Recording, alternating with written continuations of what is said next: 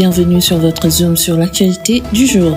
La publication des médias reconnus par l'État va se faire incessamment. Selon un communiqué du ministère de la Communication, des Télécommunications et du Numérique reçu par nos confrères de CNeWeb, la publication se fera au plus tard le 30 novembre. Après cette publication, les médias qui seront considérés comme non conformes à la réglementation en vigueur seront mis en demeure, annonce le même texte. Rappelons que cette nouvelle a été annoncée depuis l'élection du président Bassirou Diomaye Faye.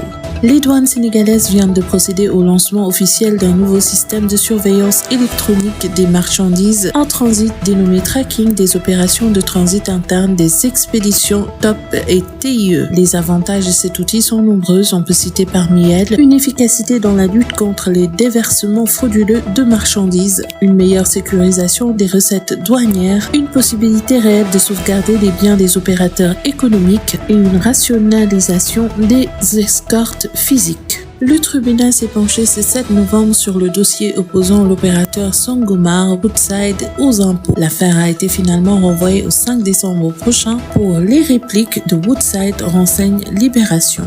Un audit mené par la direction de la solde a mis en évidence des sérieuses anomalies dans la gestion du personnel. Sur 1080 agents en situation irrégulière, 480 figurent dans la base de données du ministère et sont absents dans celle de la solde, tandis que 600 autres présents dans la base de la solde sont non répertoriés par le ministère de la Santé. Le ministre a aussi révélé l'existence de 399 agents fictifs qui perçoivent des salaires depuis plus d'une décennie sans qu'ils soient localisable.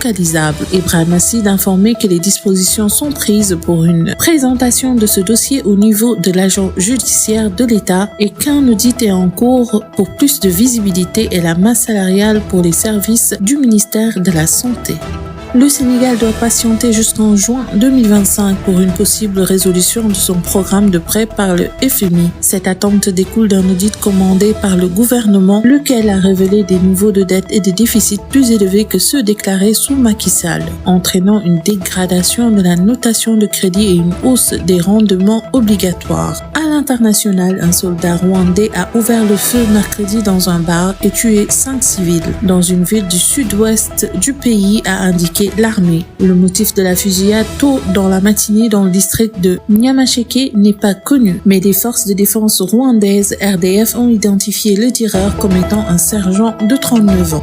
Nous finissons par la page sport. Dans le cadre de la 5e journée de qualification pour la CAN Maroc 2025, le Sénégal affrontera le Burkina Faso, premier avec 10 points. Le Sénégal, lui, est deuxième avec 10 points également à Bamako. Bien que les deux équipes aient déjà obtenu leur billet pour la phase finale, ce match est important car les deux nations se disputent la première place du groupe L, même si les deux équipes sont à égalité de points. C'était tout pour vos informations de cette soirée. Je vous donne rendez-vous demain. Excellente soirée à tous.